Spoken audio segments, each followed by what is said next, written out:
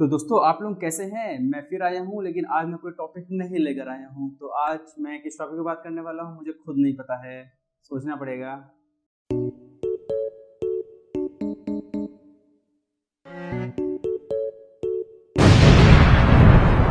भैया मेरा फोन बन गया। भैया मेरा फोन बन गया।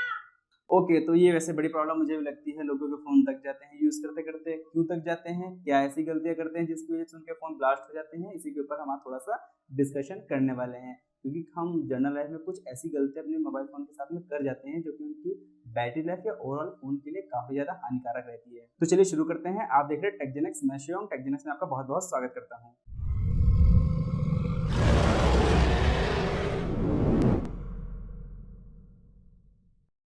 तो दोस्तों हम लोग अपने जनरल लाइफ में कुछ कॉमन मिस्टेक ऐसे कर जाते हैं जो कि काफ़ी ज़्यादा प्रॉब्लमेटिक क्रिएट हो जाता है हमारे स्मार्टफोन के लिए, या फिर अगर फीचर डिवाइस होता है तो उनके अंदर भी वो प्रॉब्लम्स क्रिएट कर जाती हैं।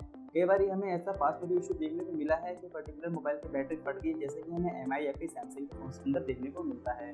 और कई बार ये मैन्युफैक्चरिंग डिफेक्ट्स भी होता है, तो उस पर्टिकुलर मॉडल के अंदर ही ज़्यादा ब्लास्ट होते हैं। पर कई बार हम इंसान ही ऐसी गलती कर जाते हैं जो कि उनकी लाइफ के या उनकी हेल्थ के लिए अच्छा नहीं होता है। तो हम आज इस वीडियो में कुछ इन्हीं टॉपिक्स के ऊपर बात करने वाले हैं कि हमें ऐसी क्या गलतियां नहीं करनी है जिसकी वजह से हमारी फ़ोन की लाइफ कम हो सके और हमारे पैसे बर्बाद हो सके। क्योंकि फ़ोन अगर ब्लास्ट होता भी है तो सिर्फ हमारे पैसे ही नहीं खराब होते हैं, वहाँ पे हमारे लिए भी काफ़ी प्रॉब्लम हो जाती है। क्योंकि हमारी जनरली आदत होती है कि फ़ोन को अपने पॉकेट में रखते हैं या फिर लेकर सोते हैं। तो अगर उस सिचुएशन में अगर फ़ोन ब्लास्ट होता है तो कुछ भी हो सकता है। जैसे सपोज़ करिए आपकी अगर जीन्स की पैंट में फटा तो क्या हो सकता है, मतलब तो सोचने वाली बात।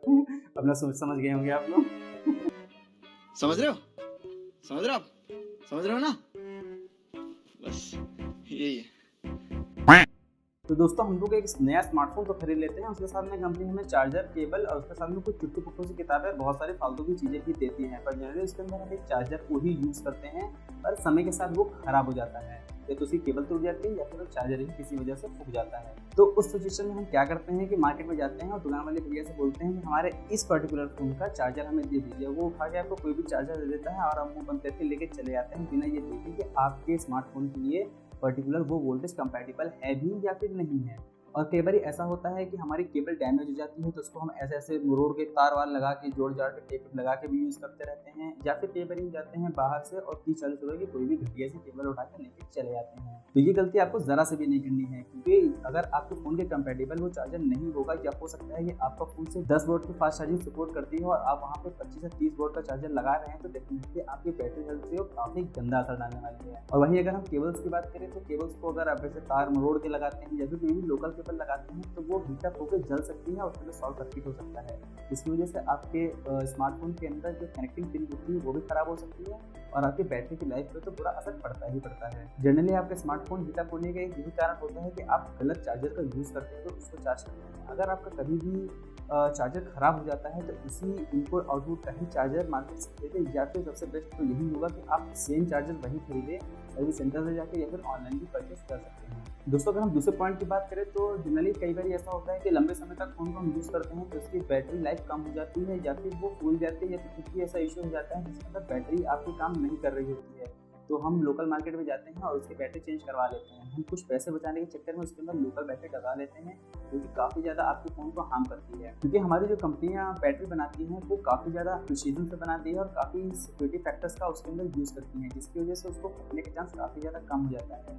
और लोकल बैटरी इतनी ज़्यादा सस्ती होती है, इतनी ज़्यादा मास अमाउंट में कंपनियाँ बनाती हैं, बेसिकली लोकल कंपनियाँ बनाती हैं, जिसकी वजह से वो क्वालिटी कंट्रोल पे ज़रा भी ध्यान नहीं दे पाती हैं और कभी भी ऐसी कैजुअलिटी हो सकती है कि आपका फ़ोन चार्ज होते-होते फट जाए। इसीलिए अगर आपकी बैटरी कभी भी खराब होती है तो आपको सर्विस सेंटर से ही उसे चेंज करवाना चाहिए।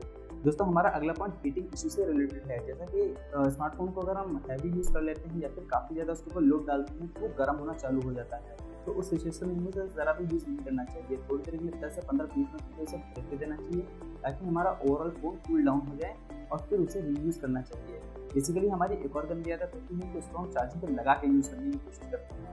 एक साथ ही साथ बैटरी चार्ज भी हो रही होती है और डिग्रेड भी हो रही होती है। तो ये प्रोसेस काफ़ी ज़्यादा खतरनाक हो जाता है एज़ अ लॉन्ग टर्म में अगर आप देखते हैं तो। ये आपकी बैटरी के लिए भी खतरनाक होता है, ओवरऑल फ़ोन के लिए भी खतरनाक होता है। जय हनुमान। दोस्तों हमारी एक और आदत होती है कि अगर हम कार में ट्रैवल कर रहे होते हैं तो कार चार्जर को प्रेफ़र करते हैं चार्जिंग करने के लिए। नो डाउट इसमें कोई बुराई नहीं है, आपको कार चार्जर से फ़ोन चार्ज कर लेना चाहिए, इसमें कोई भी इश्यू नहीं होता है। पर वो चार्जर अच्छा होना चाहिए। अच्छा इन द सेंस कि अच्छी कंपनी का होना चाहिए, जिसके अंदर पावर इनपुट और आउटपुट की रीडिंग्स जो होती है वो ज़्यादा फ्लक्चुएट ना करती हो। कई बार ऐसा होता है कि उसके अंदर लिखा तो होता है 10 वाट, पर वो 10 वाट पे काम नहीं करता है। कई बार वो उड़ते उड़ते 15 पे, तो कभी कभी वो 6-7 पे भी आ जाता है। ये जनरल प्रॉब्लम्स हमें लोकल चार्जर और ऐसी चीज़ों के अंदर देखने को मिल जाती हैं।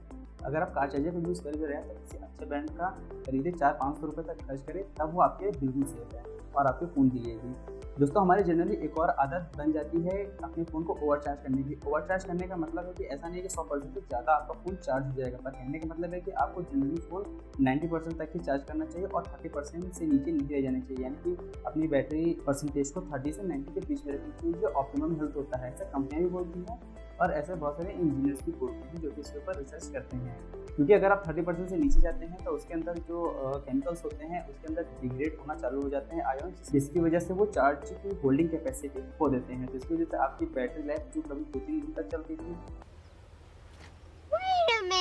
कभी 2-3 दिन तक चलती थी, और जो आपकी कभी बैटरी लाइफ 1.5 से 2 दिन तक चलती थी, वो धीरे धीरे कम होकर 1 दिन पे आ जाती है। और वहीं अगर आप ज़्यादा फ़ोन को चार्ज कर देते हैं 90% से ज़्यादा, तो वो ओवर चार्ज हो जाती है। इसकी वजह से भी काफ़ी ज़्यादा प्रॉब्लम्स क्रिएट हो सकती है। लेकिन ऐसा सिर्फ लॉन्ग टर्म में होगा। अगर आप सोचते हैं कि 1-2 बार चार्ज करने से ऐसी प्रॉब्लम आ जाएगी, तो ऐसा कुछ भी नहीं है। वहीं साथ साथ में अगर आप फ़ोन को चार्ज कर रहे होते हैं तो उसको तकिया के नीचे या फिर ऐसे किसी बंद जगह के अंदर ना रखें, कूल एनवायरनमेंट में रखें, और साथ ही साथ उसे खुली जगह में रखें, ताकि उसमें जो हीट प्रोड्यूस होती है वो बाहर निकल सके ईजिली।